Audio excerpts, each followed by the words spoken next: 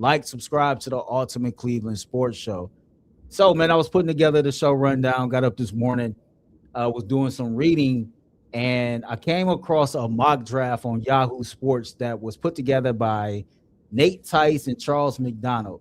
And it interested me because it was the first mock draft that I saw that had the Browns draft strategy a little bit different from what we've discussed between ourselves in the past and ultimately what the fans have been discussing. If you have not seen the mock draft, we're going to show you the screenshots of the two players that they have the Cleveland Browns taking. At 6, they got the Browns taking the offensive lineman Francis from Miami, who is going to be playing in the national championship, I believe, Monday against Fernando Mendoza and the Indiana Hoosiers. But it says there's a dearth of quarterback options in this year's draft class, so the Browns' intentions turns to another dire position of need, offensive line. Mauigoa might have been the most consistent offensive lineman of this year's class, at least among players who entered the season highly regarded. While Mauigoa would be the best at guard at the next level, he's more than earned the right to start out at a tackle. The Browns are about to need both, so perfect. What's your thoughts on that being the pick at 6, first of all? Home run hit. I'm big on fixing the offensive line. It don't matter who the quarterback is. If he don't got time to throw, if he can't go through his progressions, if y'all can't run the football, it does not matter who's behind center. You have to have the offensive line intact. Like, to me, you need to build that offensive line. That should be probably your number one priority, right? Your number one is to build that offensive line. And it seems like through a lot of different analysts and NFL draft experts that this guy is the top guy, or one of the top guys for sure, when it comes to the offensive line coming to this year's draft. And I look at the New England Patriots as an example. They drafted the best offensive lineman they could this year in Will Campbell. And Yeah, he they did. tremendous in that turnaround in New England, because they have protected and found a way to protect Drake May, who's their asset, right? So when you can protect Shador or whoever else the quarterback may be, I think it should be Shador this year. You're doing a whole team a service. Now you don't have to worry about the pressure coming as much, or whatever the case may be. You can truly evaluate the quarterback for what he's bringing to the table. So I think it's a home run hit. And with the second pick, the 24th pick overall from your former team, the Jacksonville Jaguars, the Cleveland Browns are going to be taking, I think this is Emmanuel Pregnon from Oregon. He is an offensive guard as well. And the little write-up says, you think we're done with the Browns offensive line? It's slim pickings at quarterback. Wide receiver could be looked at here, but why not take an offensive line unit that has the potential to be nuclear bad in 2026 and inject some optimism going forward, especially with Quinshon Judkins carrying the football behind it. Pregnon is an explosive blocker with light feet and could help shore up the interior of the pocket for whoever is playing quarterback for the Browns in the future. And I think that speaks to what you just talked to. And I'm in agreement with you.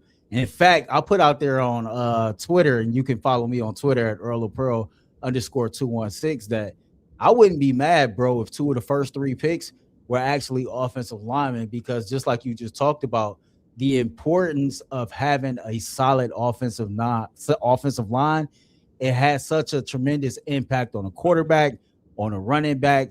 That offensive line immediately elevates the play of all the skill position players, because your quarterback got time to throw, your running back got lanes to run through. I'll take it a step further, right? Because the Browns offensive line is horrific. And that is the one area that we all know, like, you got to address. We know DeJuan Jones is going to be returning next year. Healthy, by all accounts, from all reports, he's moving back to the right side. So that's your right tackle. Zach Zinter really hasn't played much since he came out of Michigan. I'm pretty sure he'll be in the mix. He's going to have to play. You got Luke Whippler returning, right? Those just the top 3 off the top of my head, and maybe 1 or 2 more linemen that might be returning to the Cleveland Browns. But outside of that, there's going to be a whole new group. So why not draft 2 offensive linemen in the first round? I'll take it a step further. How would a Tyler Linderbaum interest you in free agency if somehow you can move some money around, get yourself in a salary cap situation to where you can make that type of splash and free agency to shore up the line, because whether it's Shedeur Sanders, Deshaun Watson, Dylan Gabriel, or whomever that comes in here to be a part of this next quarterback room, it would help a lot if you had an offensive lineman, especially a center, that can call out the checks at the line of scrimmage for you. I think that would make a quarterback's job a whole lot easier if he had a Tyler Linderbaum, as his center. You get these two rookies in there to go with DeJuan Jones and Zach Zinter. At least you're starting to turn that corner with an offensive line that creates more optimism for the fan base. No, for sure. I think the necessity in free agency still needs to be offensive line, right? We'll talk about receiver in a little bit, but I think offensive line is where you'll make not only the fans happy, but your quarterback, your running back, the players on the team happy, right? So if you can land Tyler, which would be huge, one of the best centers in the game, and I'm pretty sure Lamar Jackson would be upset if they let him out the building, especially to an AFC North opponent. But if you can make some money move and bring in a guy like him or somebody else of that nature that can be a veteran, that has experience, that knows how to make the calls up front, knows how to protect and run block as well, and can fit in whatever the new coach comes in, whatever his system is, I think you'll be happy. I'm not bought though. I'm not sold, I should say, on two guys in the first round. I'm not mad at it. I totally get it, but you better get it right. Like you better get it right, especially when you need, and you know this, Earl, when you need help at the receiver position.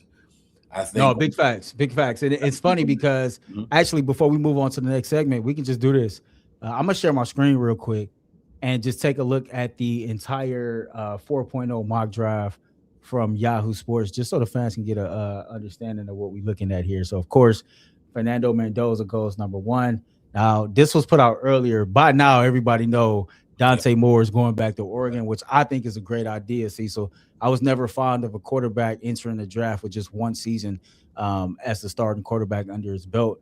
I think he does himself a huge favor by going back to Oregon for another year, getting that another season as a starter under your belt. Money is not an issue. He's going to get paid a nice penny to go back to Oregon and do his thing. And who, honest to God, wants to be drafted by the New York Jets at quarterback if we keep it all the way 100? So, but Arvell Reese, Cleveland, Ohio guy, you know what I'm saying? One of our guys right there, going number 3 to Arizona. Carnell Tate in this mock draft goes number 4 to Tennessee. Spencer Fano is the first offensive lineman off the draft, off the board, I mean. Then, of course, you got Cleveland at 6. Just running through this list here so people can get an idea of, what's going on around the Cleveland Browns when they'll be selecting in the first round here. You said wide receiver is a need. I think that's the second wide receiver we see go off the board right there with McCall Lemon. You go down to the Chargers. Caden McDonald, another Ohio State guy. You got another tackle going off the board at 23. Then you got the Browns taking the guard at Oregon. Jordan Tyson, brother of Cleveland Cavaliers guard Jalen Tyson, going to pick below us to the Buffalo Bills. And you see the rest of this draft here. So a lot of linemen going in this first round in a class that a lot of people believe is weak. And so people are having this attitude, you know what? Let me go get one while I can. So y'all let us know what y'all think in the chat. You see the latest mock draft. They got the Cleveland Browns taking 2 offensive linemen in the first round. If the Cleveland Browns was, for whatever reason, to apply that draft strategy, is that something that you cool with? You make sure you let us know.